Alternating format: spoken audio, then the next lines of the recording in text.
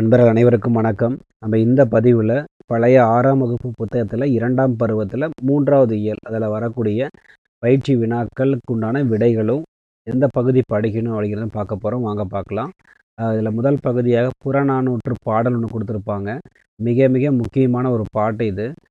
இந்த பாடல் நமக்கு அந்த யூனிட் 6க்கு தேவை. அது இல்லாம சிலபஸ்ல வந்து ஔவையார் இருக்காங்க இல்லைங்களா? அதனால இந்த பாட்ட நீங்க முடிஞ்ச வரைக்கும் முழுமையா படிங்க. நாடாகு ஒன்றோ, காடாகு ஒன்றோன்னு சொல்லிட்டு இது எதை சார்ந்து இருக்கும் அப்படின்னா, நிலத்தை வாழ்த்தி பாடுற மாரி இருக்கும். சரிங்களா? இப்ப நிலத்தின் பெருமைய பத்தி இங்க பேசியிருப்பாங்க. அந்த நிலமே நீ நாடாக இருந்தா என்ன? மேடாக இருந்தா என்ன? அதேபோல காடாக இருந்தா என்ன? பள்ளமாக இருந்தா என்ன? அப்படின்னு சொல்லிட்டு ஔவையார் பாடிட்டு, அடுத்து என்ன சொல்றாங்க, நல்ல ஆண்மகன் எங்க இருக்காங்களோ, அப்ப நீயும் வந்து பாத்தீங்கன்னா, நல்ல நிலமாகத்தான் இருப்ப. நீ வாழணும் அப்படின்னு சொல்லி பாடியிருப்பாங்க. அப்ப இங்க வரக்கூடிய அந்த பாடல் நீங்க மனப்பாடம் பண்ணணும். மிக முக்கியம் என்னன்னா, சொல்லும் பொருளும். சொற்பொருள் அப்படிங்கிறத நீங்க படிக்கணும். அடுத்து நூல் குறிப்பு அப்படிங்கிற மேலோட்டம் என்னன்னு பார்த்தா போதும். ஆனா மிக முக்கியம் ஆசிரியர் குறிப்பு. ஔவையார் என்பவர் யாரு? சங்ககால புலவர்ல ஒருத்தரு. இவங்க அதியமானுடைய நண்பர். அது இல்லாம அவைக்கள புலவராவும் இருந்திருப்பாங்க. அரிய நெல்லிக்கனிய வந்து பார்த்தீங்கன்னா, அதியமான்ட்ட வாங்குனது யாரு? ஔவையார் தான். அதேபோல இவர் பெண் கவிஞர் நெறைய பேர் இருந்தாலும், இது மிக முக்கியமான நபர் யாருன்னா, ஔவையார் தான். ஏன் அப்படின்னா, அவங்க தான் சங்க இலக்கியத்தில அதிக பாட்டு பாடுன பெண் புலவர். சரிங்களா?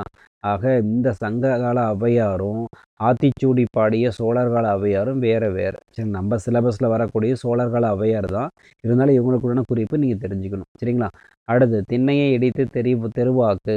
இது யாருடைய பாட்டு? தாராபாரதி. தாராபாரதி சிலபஸ்ல இருக்காரா? இருக்காரு. அப்ப இந்த பாட்டு நீங்க முழுமையா படிச்சு பாருங்க.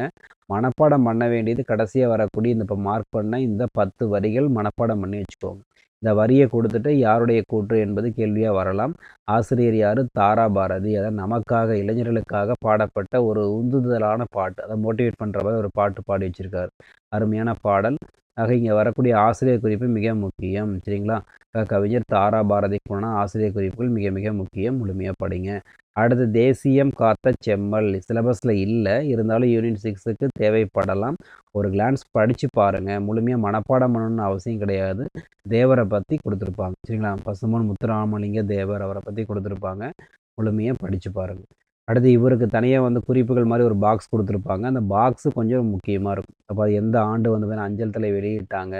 அதேபோல சுபாஷ் சந்திர போஸ் எப்ப கூட்டிட்டு வந்தாரு? இதெல்லாம் சொத்த எப்படி பிரிச்சு குடுத்தாரு? இதெல்லாம் இருக்கு இல்லையா?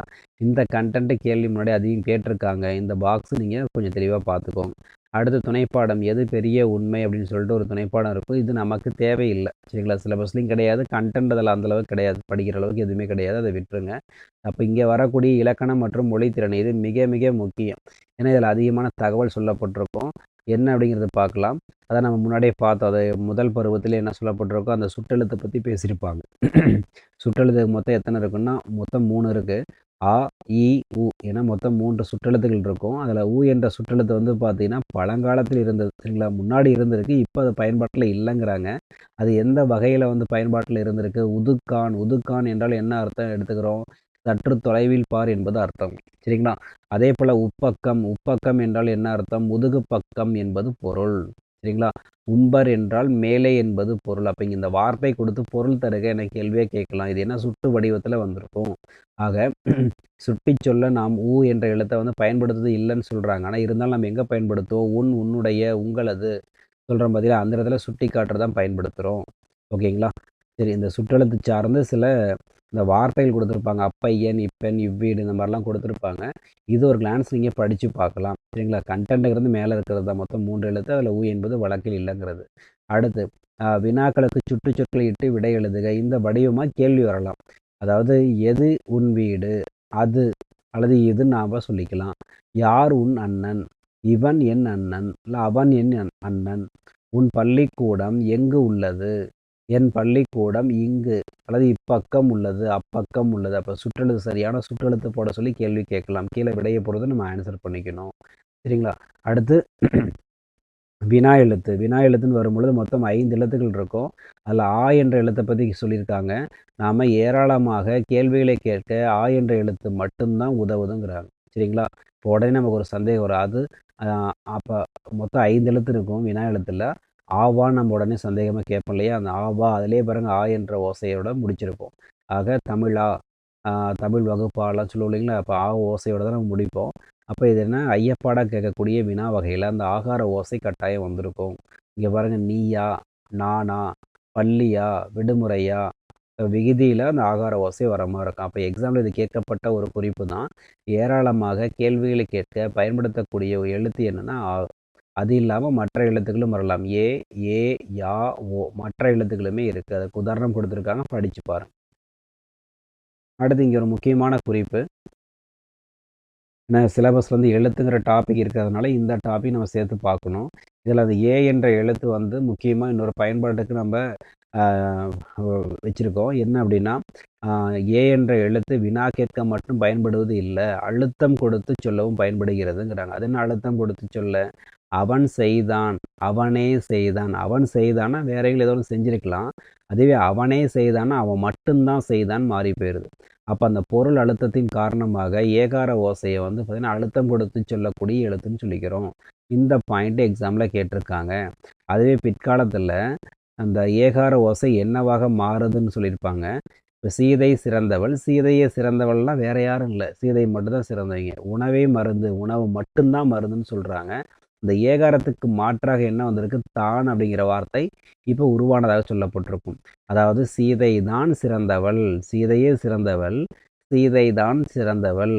அப்போ ரெண்டுக்கும் ஒரே அர்த்தம் தான். அந்த ஏகாரம் தான் பிற்காலத்தில் தான் என மாறியதாக வந்திருக்கு. அவனே முதலில் வருவான், அவன்தான் முதலில் வருவான். ரெண்டுக்கும் ஒரே அர்த்தம் தானே. அப்போ அந்த ஏகாரம் தான் என மாறியதாக சொல்லப்பட்டிருக்கு. இதுவும் எக்ஸாமில் கேட்டிருக்காங்க, பார்த்துக்கணும். சரிங்களா? அடுத்து இங்கே பாருங்கள், பொருத்தமான வினாச்சொற்களை எழுதுக. இந்த வடிவம் மிக முக்கியம். தகுதி தேர்வாக இருக்கக்கூடிய கொஷின் பேப்பரில் அதிகம் கேட்டிருக்காங்க. இப்போ மாற்றப்பட்ட புதிய பாடத்திட்டத்தின் அடிப்படையாக இது கேள்வி வரதுக்கு வாய்ப்புகள் அதிகம். என் வினாவுக்கு விடை என்ன? சரியான வினாச்சொல்லை கொண்டு சொல்லணும் இல்லையா? விடை என்ன? அடுத்து சுற்றுலாவுக்கு பெயர் கொடுத்திருப்பவர்கள் யார் அல்லது யாவர்? அடுத்து மூணாவது கேள்வி, உனக்கு பிடித்த பொருள் எது? உனக்கு பிடித்த பொருள் எது? ஆக சரியான கீழே ஆப்ஷனை பொறுத்து சில வார்த்தைகள் மாறுபடலாம். எது, யாது இந்த மாதிரி மாறுபடலாம். ஆப்ஷனை பொறுத்து விடை சொல்கிற மாதிரி இருக்கும். அடுத்து அகரவரிசை நமக்கு சிலபஸில் இருக்குது. இந்த அகரவரிசையில் எல்லா எழுத்துமே பாருங்கள் உயிரெழுத்தாக இருக்குது. அப்போ ஃபஸ்ட்டு என்ன வரணும்? அன்பு, அன்பு. இரண்டாவது ஆசை, மூன்றாவது இளைஞன், 4 ஈட்டி, 5 உலகம், 6 ஊக்கம், 7 எருது, 8 ஏழை, 9 50, 10 1, 11 ஓவியம், 12 ஔவை. ஆக இந்த வடிவம் அதிகம், அதாவது முதல் எழுத்து உயிரெழுத்தாக இருக்கக்கூடிய வடிவம் அகர வரிசையில் அதிகம் கேட்டிருக்காங்க. ரொம்ப எளிமையான முறையில் இருக்கும். அதை முழுமையாக 12 வார்த்தையே வரணும்னு அவசியம் இல்லை. பாதியை 6 வார்த்தை இந்த மாதிரி கொடுத்து கேட்டிருக்காங்க. சரிங்களா? அடுத்து வரக்கூடிய இப்போ பார்க்கக்கூடிய இந்த பகுதியில் நமக்கு தேவையில்லை, ஸ்கூல் பசங்க ஒர்க்கு. லாஸ்ட்டாக நமக்கு தேவையான ஒரு கண்டென்ட் வரும், பார்க்கலாம்.